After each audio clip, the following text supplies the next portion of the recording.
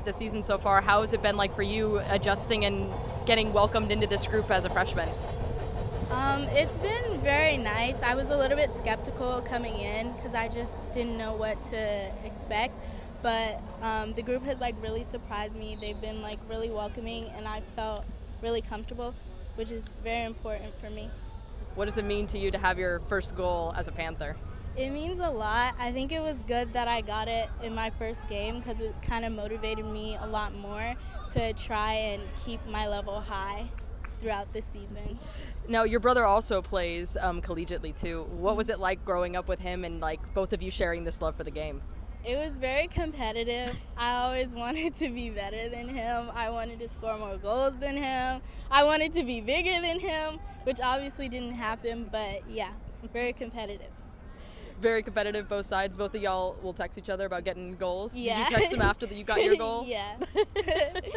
Looking ahead at the rest of the season, what has it been like kind of really getting to adjust and grow into this conference play? I've just been trying to do my best to help the team progress forward. We've been going through some challenges, but like we're working through it and we're trying to be the best Georgia State women's soccer team that we can. So we're just trying to work through things and be the best. Yeah. What has it been like getting to know all the girls and then, you know, bonding on and off the field? It's been really nice. I've enjoyed it. I think it's really important so that we gel together on the field, and it's just been really nice getting to know all the other girls' personalities and things like that. Yeah. What's been the hardest thing about playing at this level?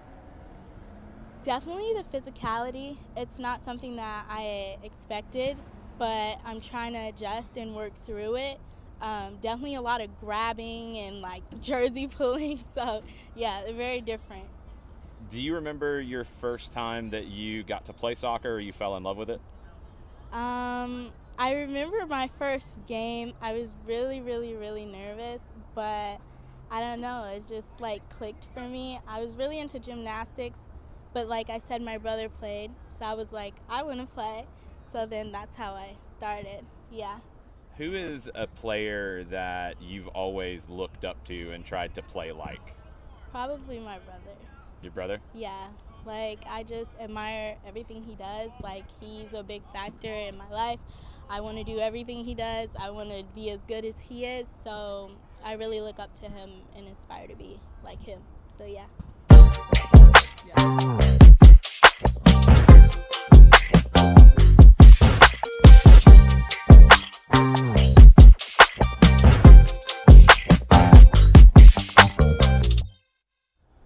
First goal with Georgia State over the weekend. Tell me about it. I mean, I saw the ball get played out to Braden, and the back line was pretty high.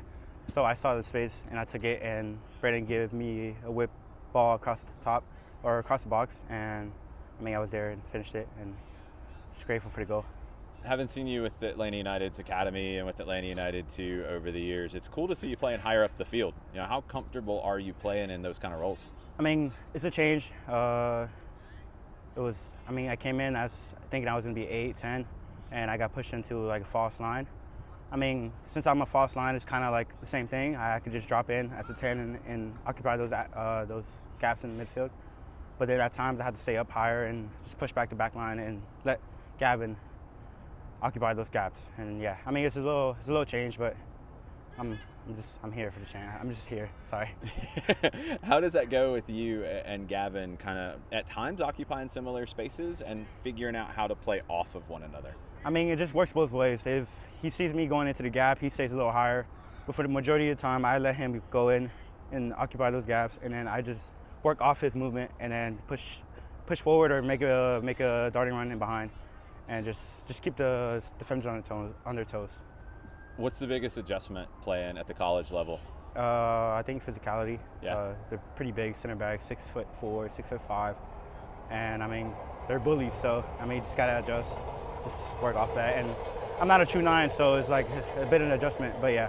Yeah. How much did playing and training with Atlanta United to help you prepare for this?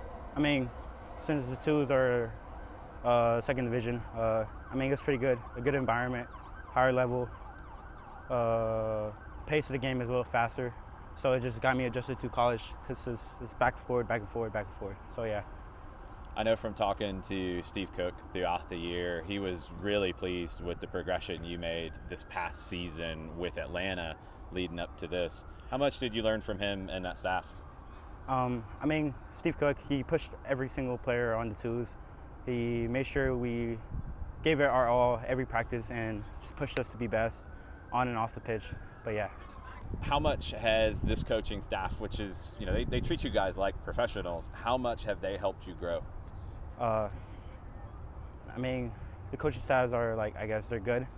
They give advice on and off the field.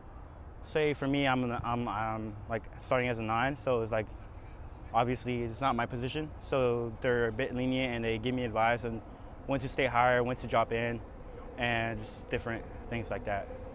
Well, it's coming together really well, getting that goal and getting the performances that you've had. It's been a lot of fun to watch. What's next in this second half of the season for you? I mean, just try to get a lot more minutes and just be productive on the pitch, get assists, get goals, hard work, just everything, the whole package.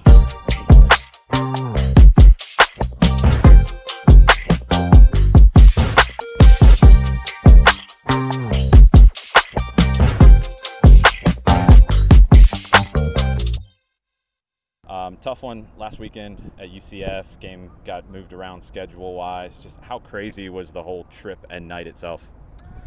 Yeah, well, the trip, as you mentioned, obviously we kind of anticipated it was going to happen just with the path of the hurricane. So we were a little bit prepared for it, I think, in terms of just the logistics and the travel. You know, the game, as you do when you go from Florida, I'm from Florida, we could see the lightning circling. Yeah. So we knew there was a chance it would get dinged at some point, and it did. But, you know, to be honest with you, I was really pleased with our response after that.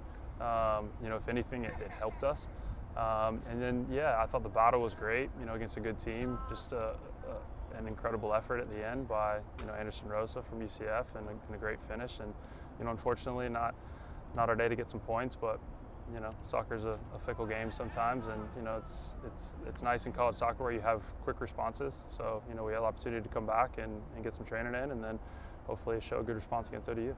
Pavel Romero gets his first goal for the program. He's played higher up the field than I saw him with Atlanta's academy, with Atlanta United too. How's he settling into that role? Yeah, it just kind of happened, to be honest with you. You know, he sort of slid into there one day in training and felt comfortable in it, and then he does some really good things, and he's got a little bit of fluidity. Obviously, he's probably a bit more center midfielder, 8-10, and, you know, he brings some of those traits to 9, and so we have some flexibility with him to sort of do whatever it takes for him to get into the role. So it gives us a little bit of a different look as well too. So yeah, really pleased for him to get a goal. You know, obviously, you know, when you're an attacking player, whether you're a true attacking player or you're there for the moment, getting goals justifies work a lot of times. So, you know, certainly happy for him to get a goal. Good. Looking ahead to Old Dominion and that road trip, what are the elements that you want to see improve in your team from UCF to that one? Well, I was really pleased with just the overall mentality and demeanor of the guys. You know, we are battling some injuries, and, you know, the travel in the Sun Belt is sometimes tricky, just in terms of, you know, length of trips, and then, you know, for us it's back to back as well too. So, you know, listen, each program around the country has different challenges, and you know, for us in the immediate, it'll be a little bit of travel and maybe the legs associated with that. But yeah, our just overall grit and kind of response to a variety of different variables from UCF, I think we can take those positives into the game on Saturday, and it's a really good ODU team. They fight, they battle, they compete. So, you know, we'll have to have those in order to get up there and get a result. I want to ask you about a couple of individuals that we've had the chance to talk to or are going to talk to. Braden Hall has the assist against UCF. You know, feels like he's getting more and more time and looking more and more comfortable as well. Yeah, you know, he's a really talented player. Incredible, you know, first couple steps. He's a very, very quick player, and, you know, versatility to play on the right or the left and wide or in pocket. So he gives some different things and some different looks. Incredible ball for Pav on the goal, and another great corner that I thought was a goal for Charlie Ward in the game as well too. So yeah, it's like anything else. You know, you have some successful moments and you try and build upon that, and he's parlayed that from games into training, and you know, a lot of times soccer's a confidence thing. So, you know, his mentality has continued to grow, and rightfully so. So hopefully we can continue to do the best out of him. Yeah, and Charlie's the other one. Just so rock solid in the back. Watching him at training, he's almost like part of your staff, it feels like at times. Yeah. How important is it to have somebody like that in the group? Yeah, big time. And I think that was a challenge to him at the beginning of the year is, you know, look, like a lot of this will come through you. You know, I think that I could sit here and say one thing, and Charlie could sit here and say the exact same thing, and there's a good chance that it resonates more because it comes from Charlie. And I'm certainly cognizant of that, and I think that's why it's important to have good vocal leadership within your program, and Charlie certainly provides that. And listen, he's a really good player as well too, so you put both of those together and you typically make a good captain.